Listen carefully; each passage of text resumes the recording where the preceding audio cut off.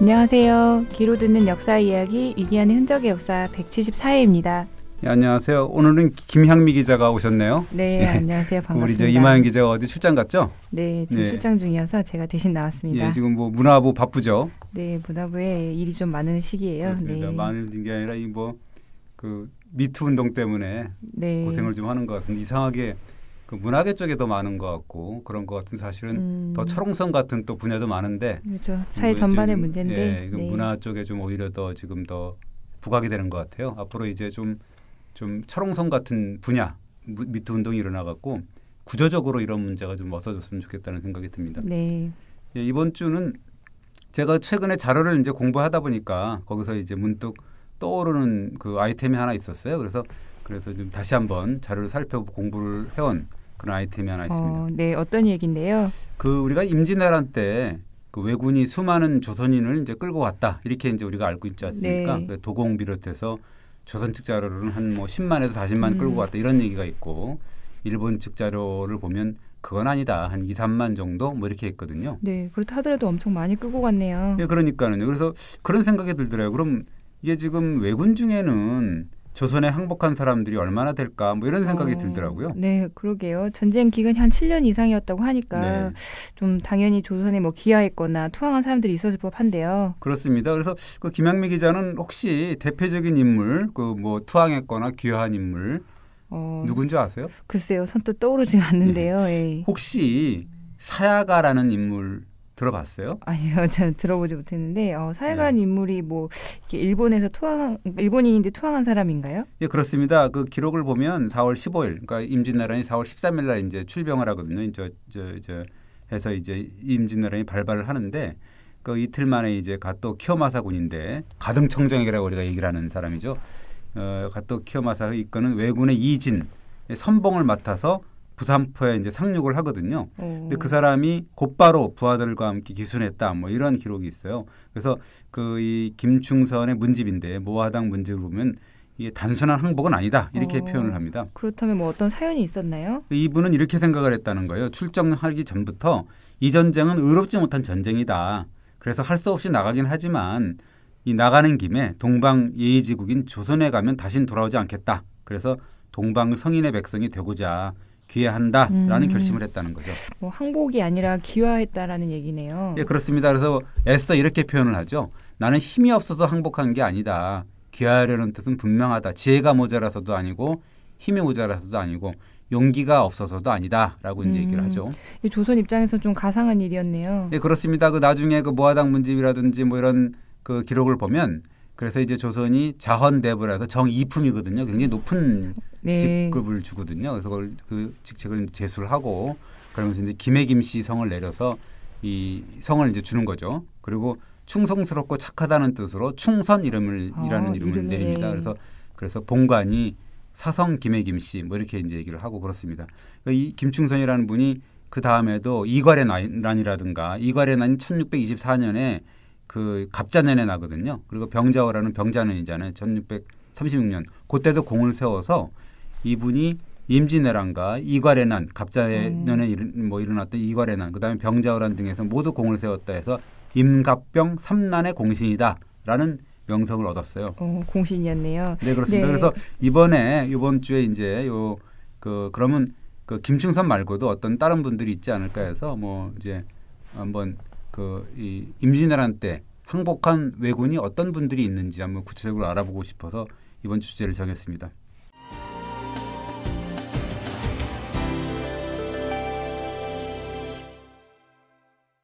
이 실록에 김충선이라는 분 외에도 좀 다른 분들이 기록이 좀 나와 있나요? 네, 그렇습니다. 그래서 그 몇 명이 되겠냐라는 걸 이렇게 보면 실록에 분명히 나와 있거든요. 1597년에 당시에 그 도은수가 권율인데 그분이 이제 이 적진에 밀파를 시켰어요. 네. 간첩들을. 그래서 간첩들이 가서 이제 적정을 탐지를 하고 보고를 올리는 걸 갖다가 다시 조정에 올리는 그런 보고서가 있거든요. 네. 그러면서 뭐라 그러냐면 외인들의 시름이 굉장히 좀 크다. 왜냐하면 항복한 일본인을 항외라고 우리가 표현한다면 항외의 수가 이미 1만 명에 이르렀다.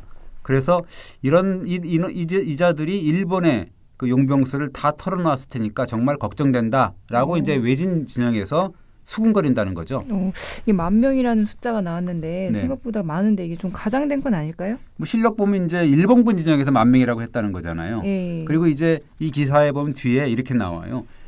조선의 그 경상 우병사가 거느린 항외, 그러니까 항복한 왜군의 숫자만 해도 1,000명에 달한다라는 기록이 있고요. 그다음에 1595년 보고서를 보면 이 항복한 일본인을 이제 뭐 어떤 북쪽의 변방에 이렇게 보내고 막 그러거든요. 거기 네. 이주시키고 막 그러는데 그런 숫자가 5,000에서 6,000명에 이른다라고 이미 그 1595년에 이야기를 한 기록이 있거든요. 네. 기록들이 그런 숫자가 있는 거 보니까 10,000명이라는 숫자도 뭐 크게 가장은 아니라는 얘기가 되는데 네. 하긴 뭐 전쟁이 좀 꽤 길었잖아요. 7년이 넘었으니까. 네, 그렇습니다. 그래서 네. 어떤 연구자가 이제 쭉 세어보니까 실록에 등장하는 항외, 귀화했거나 항복했거나 뭐 그런 일본인 네. 수가 42건에 600명 정도의 이름이 나온다 이거죠. 그래서 뭐 기록된 숫자가 이 정도니까 정말로 실제로는 엄청난 수의 외인이 갖가지 이유로 항복했거나 귀화했다라는 걸 알 수가 있는 거죠. 네, 그랬을 법하네요. 네, 그렇습니다. 그래서 선조 실록을 보면 이 실록만 봐도 이 좀 심상치 않은 이름들이 상당수 등장을 합니다. 뭐 사고소우, 연노고, 산여문, 요질기, 혼목도, 병위, 평구로, 요시지로, 조사랑, 노고여문, 사백구, 세이서 뭐 이런 식의 이름들이 나오거든요. 네, 이름들이 딱 봐도 딱 일본 사람 이름이네요. 네, 그렇습니다. 그래서 어떤 경우는 조선 조정이 일본인한테 성과 이름을 하사하는데 아까 얘기했던 김충선도 마찬가지 케이스고요. 네. 뭐 예를 들자면 김귀순, 김향의, 이귀명 이렇게 하는데 무슨 뜻인지 아시겠어요? 글쎄요, 이게 어떤 의미로 지었을까요? 귀순이라니까 귀순했다 말 그러는 그대로 차원에서 이제 귀순이고, 귀순이라는 예. 거고, 그다음에 향의라는 거는 이 사람이 조선을 택했으니까 의를 쫓았다 해갖고 향의라고 했고, 그다음에 귀명 천명에 귀했다라는 의미. 그래서 이제 그 조선 이름이 이제 조선의 조정이 이제 하사한 이름이 분명하다 이러는 거죠. 그렇다면 이제 일본인들이 왜 조선에 항복하거나 기순했을지 좀 궁금해지는 부분인데요. 네. 처음부터 이 조선에서는 그렇게 좀 일본인들을 쉽게 받아줬어요? 처음엔 엄청 적대적이었어요. 사실 그런 말도 하잖아요. 불구대치는 원수니까. 원래 그 명나라 진영에 1593년부터 이제 왜군이 명나라 진영에 막 항복하고 막 그러거든요. 그러니까 그 명나라가 또 다 받아줬어요. 항복한 왜군들을. 그러니까 되게 그 불쾌하게 여긴 거죠. 조선에서는. 네. 왜냐하면 항복한 외병들이 이제 그 우리나라 땅, 조선 땅을 지나갖고 요동 땅으로, 명나라 땅으로 이렇게 막 가잖아요. 네. 그러면 평양 서쪽의 지리를 다 꿰뚫 거 아니냐. 그럼 이놈들이 그 다시 일본으로 도망갈 경우는 평양 서쪽의 지리를 다 꿰뚫고 다 알기 때문에 이거는 뭐 완전히 우리 전쟁이 우리가 굉장히 우리가 불리하게 되는 거 아니냐. 이게 또 걱정이었던 거죠. 네, 그렇네요, 진짜. 예, 그렇습니다. 그래서 선조가 항복한 왜군들은 다 죽여야 된다라고 그 명나라 파병군한테 전하라. 그래가지고 비변사한테 막 그렇게 명령을 내리고 앙앙불락을 하죠. 그래서 명나라 군이 받아들였어요? 아닙니다. 일단 비변사에서 조선 조정의 비변사에서 제지를 합니다. 예. 물론 그 주상의 말이 맞다. 왜적들은 정말 만세 후라도 반드시 복수를 해야 되고 저들의 살점을 베어 먹어야 되고 가죽을 벗겨 깔고 자도 시원치 않다. 그러나 중국 장수들이 이렇게 얘기를 한다는 거예요. 너희 조선은 왜 이렇게 속이 좁냐라고 이제 얘기를 한다는 거예요. 그리고 중국의 경우는 오랑캐가 아침에 쳐들어와서 저녁에 항복을 하면 다 받아준다. 이런 개념을 갖고 있거든요.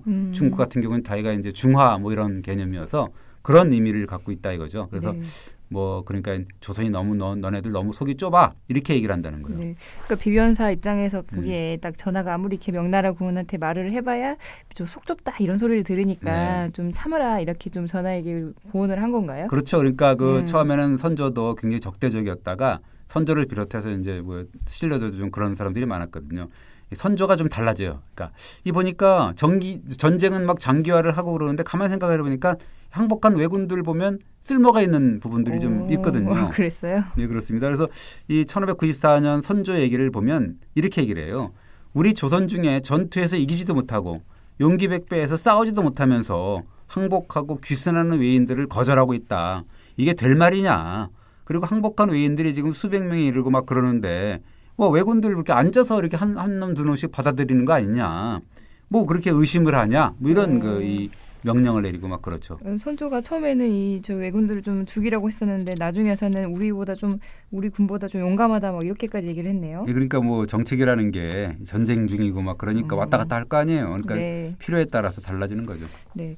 그런데 일단 왜인들이 왜 그저 조선에 투항을 한 건가요? 이유가 좀 있을까요? 뭐 그렇죠. 처음에는 뭐 이 전쟁 일어나자마자 한 20일 만에 그냥 파죽지세로 막 그 서울을 점령을 하고 막 의주로 올라갔잖아요. 그러니까 전쟁이 급히 끝날 줄 알았죠. 금방. 네. 그런데 이제 명나라군이 참전을 하고 막 그러다 보니까 전쟁이 장기화하잖아요. 그러니까 네. 전쟁이 장기화하면 염증이 생기겠죠. 막 많이 죽으니까. 그리고 보급품도 사실 별거 없을 거 아니에요. 그러니까 배가 무척 고팠다는 거예요. 그래서 한 끼 식사가 작은 종지, 요만한 종지 하나였다. 그리고 그것도 절반이 껍질이었던 장국이었다. 이렇게 얘기를 하거든요.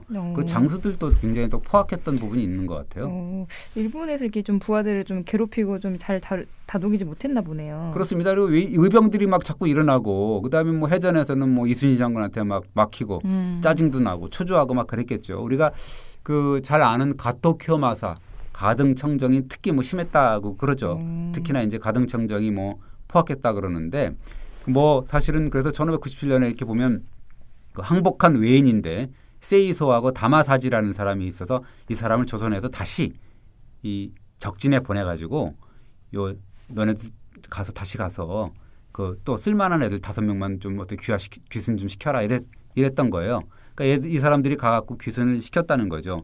그러면서 이제 얘기를 들어보니까 왜 왔냐 그랬더니 너무 사역이 과중하고 그 장수의 명령이 너무도 혹독해서 정말로 힘들어서 못 견디겠다. 그래서 몸을 빼앗아 도망쳐 나왔다. 그리고 지금 5명 외에도 귀순하려는 자들이 너무 많다. 그래서 조선에서 계속 이렇게 유인하고 그러면 가토키요마사 가등청정의 형세도 굉장히 고단해질 것이다. 라고 이제 그렇게 얘기를 해요. 그러면서 이게 가등청정 때문에 일본으로 귀국하려는 군졸들이 하루에 100명이 이른다. 뭐 이럴 정도로 뭐 굉장히 포악했다라고 얘기를 하더라고요. 정말 포악했나 보네요. 네. 그런데 만약에 조선에서도 이런 그 투항한 외인들을 좀 박대했으면 그것들이 좀 연이어 일어나지 않았을 텐데 잘해줬나 보네요. 그러니까 이제 정책이 바뀌었다 그랬잖아요. 그래서 후대를 했죠. 그래서 뭐 아까 얘기했듯이 뭐 김충선한테 뭐 정이품을 벼슬을 내렸다고 할 정도로 투항하는 외적들한테는 이 사람에 따라서는 첨지는 정삼품이거든요.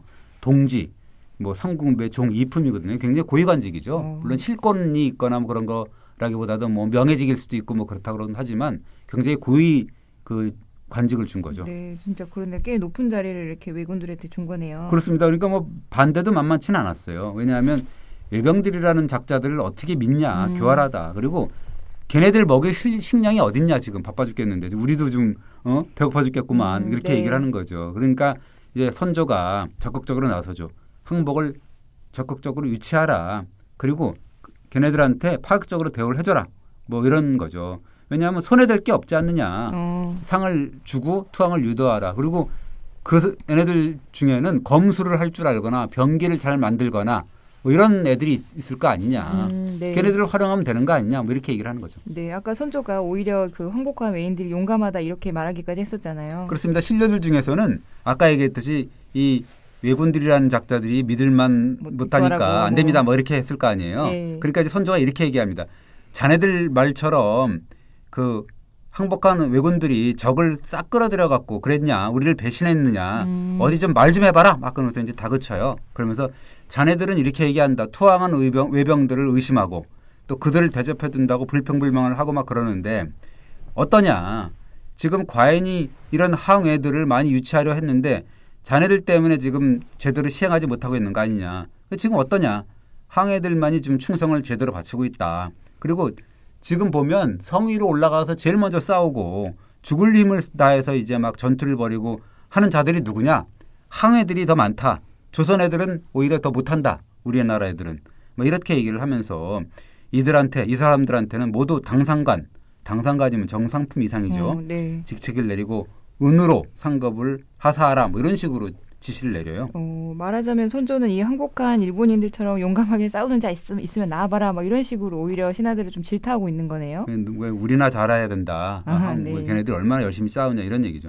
실제로 그러면 선조 말처럼 좀 죽을 각오로 용감하게 싸운 일본인들이 좀 있다면 실록에 좀 기록이 있나요? 그래서 이제 제가 실록을 이제 쭉 봤어요. 그래서 아까 김충선이라는 분은 사실 실록보다는 이제 문집에 많이 나오는 분이고 그분이 이제 사야가라는 것도 나중에 이제 밝혀지는데 실제로 그 당시에 임진왜란 정유재란 때 실제로 이름이 나온 사람들을 찾아봤거든요. 그랬더니 첫 손가락으로 꼽히는 인물이 여여문이라는 사람이 있더라고요. 여여문이라는 사람.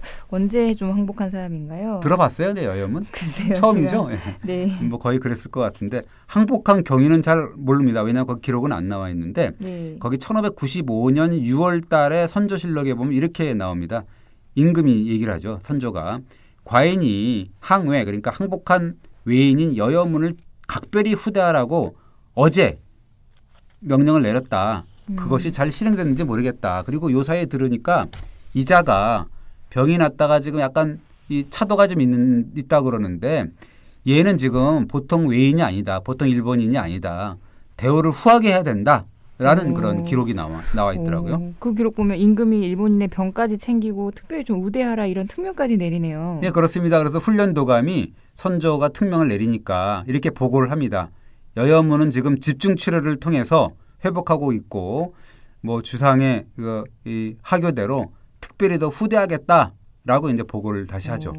이 여여문이라는 사람이 조선에서 왜 이렇게 특별 대접을 받은 거예요? 이 사람이 실록에 보면은 매우 중요한 임무를 맡고 있다라는 기록이 나와요. 그러니까 훈련도감이 그 이른바 아동대를 선발을 하는데 아동대라는 게 이제 그 어린 아이들이죠. 어린 아이들 특별히 선발을 해서 이제 뭐 검술을 익히기도 하고 사수를 그 뭐 양성을 하게 하는데 그 책임자가 이제 여여문이었다는 거죠. 여여문한테 그 책임을 맡긴 거죠. 네, 그 여여문이 아동대의 책임을 맡았는데 이게 여여문이라는 게 그럼 아동들을 훈련시키는 어떤 관청이었나 봐요. 그렇죠, 관청이죠. 그래서 왜군 가운데 아까 얘기했잖아요. 그 조총 사격술이라든가 검술에 능한 자를 활용을 했다 그랬지 않습니까? 그 여여문이 이제 아동대를 맡았다 이렇게 볼 수가 있는 건데 그 실록을 보면 아동대 인원들, 그 여여문이 이제 훈련시켰죠. 뭐 얘네들을 가지고 모아놓고 시험을 치렀는데 50명 중에서 합격자가 19명이 됐다라는 기록이 나오더라고요. 이런 임무들이 좀 특별 대접을 받을 만한 임무로 대우를 그랬던 건가요? 예, 뭐 사실은 요것뿐만이면은 사실 뭐 이거 뭐 조금 그런 거 아니야? 임금이 특별히 뭐 그렇게 할 건 아닌가라고 이제 생각을 하겠지만 이뿐만 아니라 활약이 엄청나더라고요. 그리고 여여문이 사실은 일본군의 전법 전술을 그대로 이제 얘기를 해줘요. 근데 이것이 그 정말로 조명연합군, 그 조선군과 명나라 연합군이 일본군과 싸우는데 정말로 굉장히 이 피가 되고 살이 되는 그런 그 전술과 전략을 얘기를 했더라고요. 그러니까 여여문이 일러준 왜군의 전법이 굉장히 상세한데 일본군이 쳐들어올 때는 처음에는 소수의 군사로 유인을 해가지고 그 조선군을 빠지게 기다렸다가 갑자기 일어나서 이제 급습을 한다라는 게 왜군의 전법이라는 건데 이 전법이 7천량 해전에서 확인이 된다는 거죠. 근데 그거를 우리가 제대로 못 해갖고 단 12척의 전선만 남기고 전멸하는 그런 원균이 그렇잖아요. 그 전투가 그랬다는 거죠. 여여문의 말을 귀담아 들었다면 전세가 바뀌었을 수도 있겠다. 뭐 이런 생각이 좀 드네요. 그렇습니다. 뭐 그럴 수 있었겠죠. 그리고 여여문 같은 경우는 이랬다는 거죠.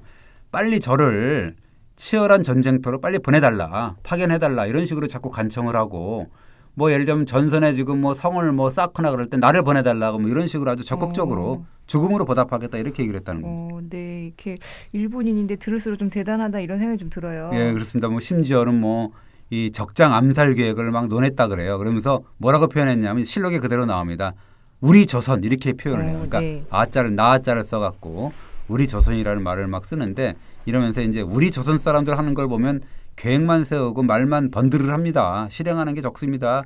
이거 안 됩니다. 뭐 이런 식으로 이제 보고를 올리는 기록이 나오더라고요. 뼛속까지 조선인이 된 것 같네요. 예, 그렇습니다. 그러니까 우리 조선 뭐 이렇게 막 할 정도면 그렇다는 거고 우리 조선 사람들이 막 너무 말만 앞선다 이렇게 막 얘기를 하니까 뭐 사실 일본인인데 그렇게 좀 그 정도로 말할 정도면 굉장히 조선화 됐다고 볼 수가 있는 건데 선조도 그 말을 듣고서 야 정말 이 친구 말을 들으니까 정말 부끄럽다. 뭐 이렇게 뭐 대답을 합니다. 네. 그렇다면 여여문의 후손들이 좀 있을까요?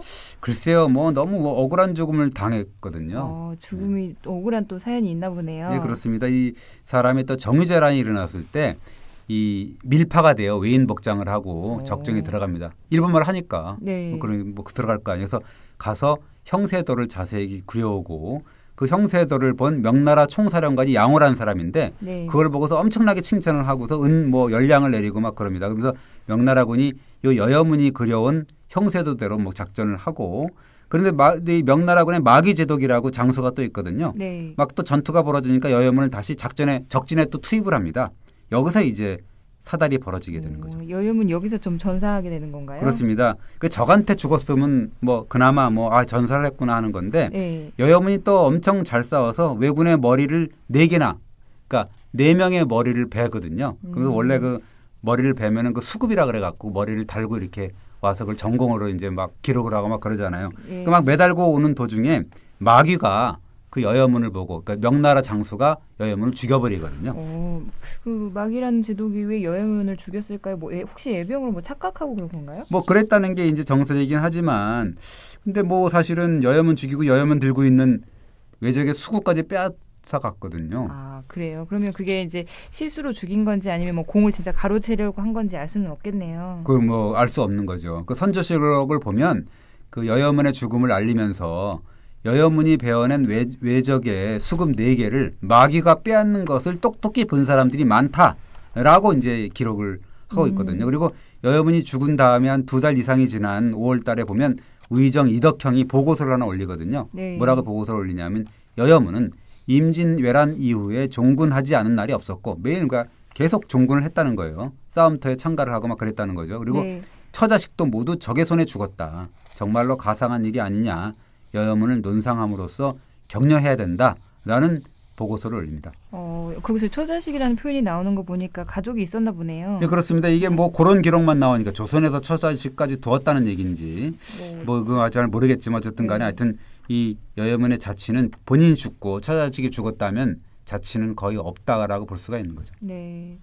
아, 네. 지금 여여문 얘기하셨는데 네. 혹시 또 다른 일본인들 얘기가 있나요? 예, 사백구라고 있습니다. 사백구. 그 뭐 선조실록에 또 나오는 얘기인데 또 역시 항복한 외인이 등장합니다. 근데 이 사람의 또 공적을 이렇게 기술한 선조실록을 보면 정말 눈물겨운 한편의 그 뭐라 그러나요? 드라마 같은 거. 또 이렇게 굉장한 공을 세웠나 보네요. 네. 예, 그 실록을 보면 되게 자세하게 나오는데요.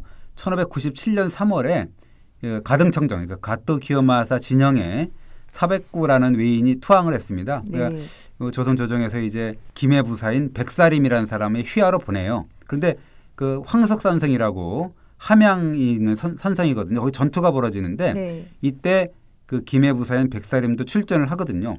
사백구 또한 전장터로 나가는 거죠. 일단 사백구 입장에서는 자기 고향 사람들을 좀 상대로 싸워야 했으니까 난처하지 않았을까요? 근데 그 보면은 기록에 보면 조총으로 왜군을 4명이나 쏘아 죽였다 이런 기록이 나오거든요. 사실 말이 그렇지 4명을 전장에서 죽였다면 그것도 나름 공을 세운 거죠. 그렇죠. 이게 우리가 생각을 해보세요. 제가 전쟁터 가서 군인으로서 가서 뭐 적병을 4명이나 총으로 쏴줬다 죽였다 그러면 대단한 거잖아요. 그죠? 뭐 네. 끔찍한 일이기도 하고 어쨌든 네. 간에. 그렇지만 산성이 함락이 되고 그랬다는 거죠. 그리고 이 백사림이라는 김해 부사가 살이 너무 쪘다는 거예요. 그래서 거동이 되게 불편했다는 거죠. 그래서 꼼짝없이 포로가 될 운명이었는데 네. 사백구라는 사람이 이제 거기서 활약을 하게 되는 거죠. 그 외병 흉내를 내서 그 백사림 가족들, 백사림뿐만 아니라 그 가족들을 성 밖으로 탈출시켰다는 거예요. 네. 그러면서 이제 사백구가 백사림을 산속에 숨겨놓고 다시 외병이 점령한 산성으로 숨어 들어갔다는 거죠. 이게 사실 산속으로 갔을 때 백사림은 이 사백구를 좀 믿었어요? 아니죠. 백사림도 무서워했죠. 왜냐하면 저자가 지금 날 여기다 놓고서 또 가서 꼰질리는 거 아니야? 뭐 이런 네. 생각을 하겠죠. 공을 세우려고 다시 뭐 이러는 거 아니야? 이렇게 생각을 했겠죠. 그래서 백사림은 도망가야 되겠다라고 도망을 하려고 그랬더니 이게 또 제대로 몸이 말을 안 들었나 봐요. 그래서 얼마 멀지 못 가는 그 옆에 바로 이제 숨었다는 거죠. 그러면 실제로 이 사백구는 왜 다시 성문으로 다시 갔을까요? 그 꼰질리려고 간 게 아니라 네. 그 외병들한테 사정을 해서 뭐 외말을 하니까 일본 말을 하니까 네. 먹을 걸 좀 달라 배고파 미치겠다.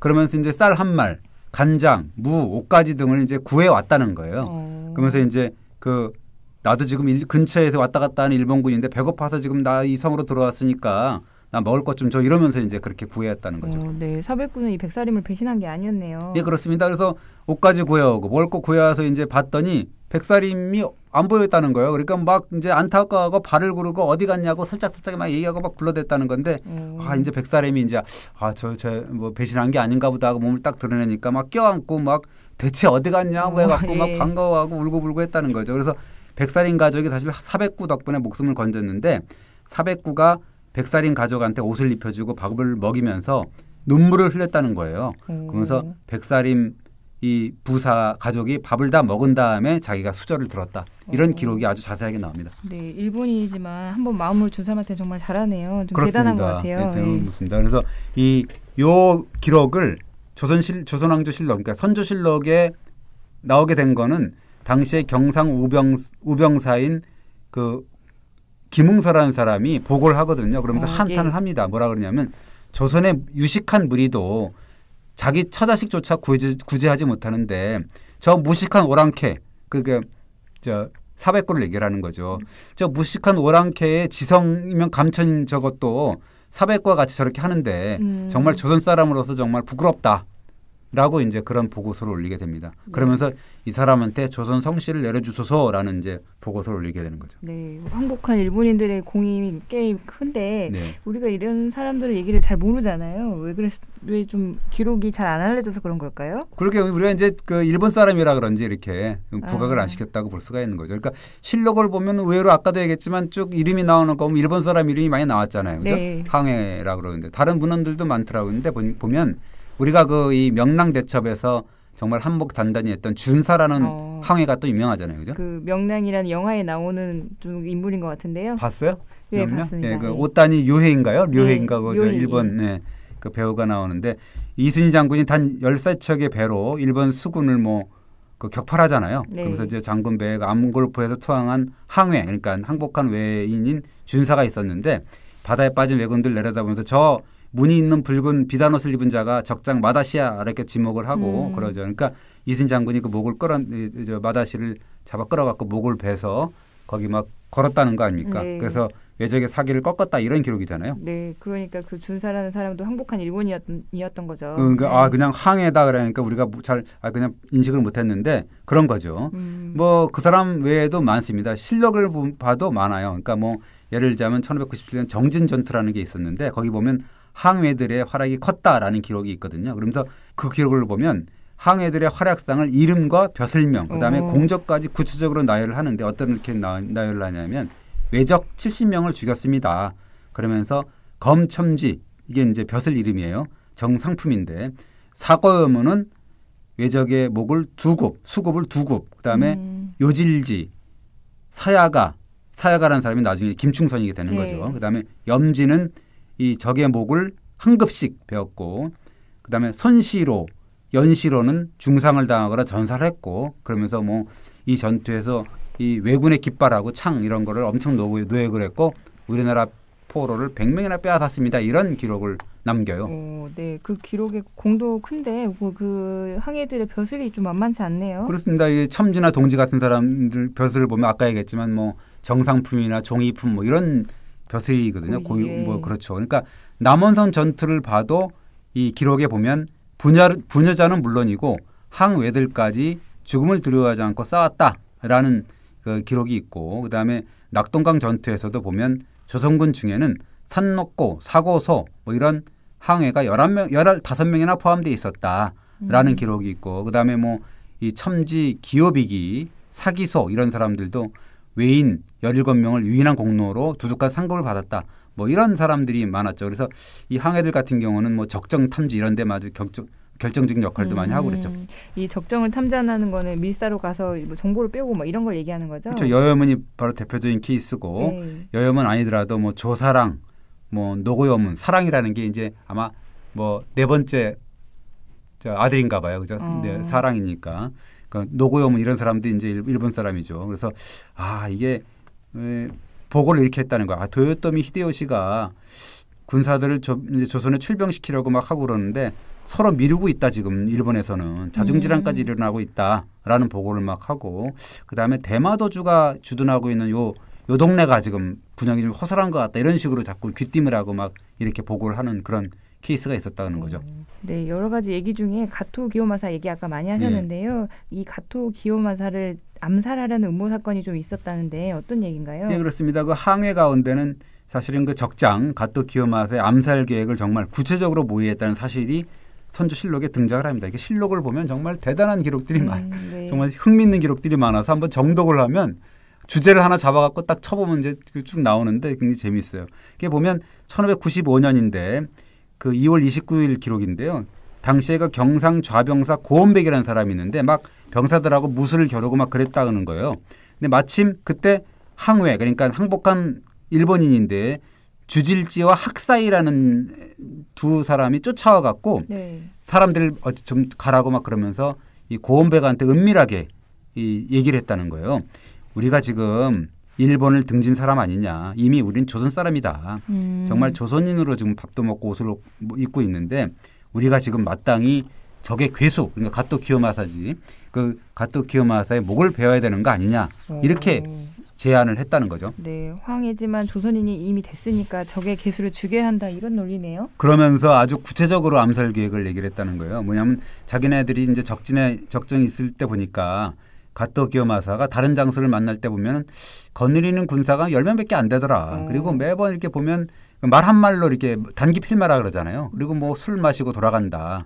사냥할 때도 마찬가지다. 그래서 일본인 그 지금 저 안에 있는 그 외인 중에는 우리하고 이제 밀통하고 있는 사람이 있다. 내응하고 있는 사람이 있는데 네. 그 사람하고 살해를 도모한다면 정말 손바닥 뒤집듯 쉬울 거다. 사또의 생각은 어떠시냐라고 이제 물어봐요. 그러니까 이제 고원백이 믿질 않을 거 아니에요. 처음에는. 네.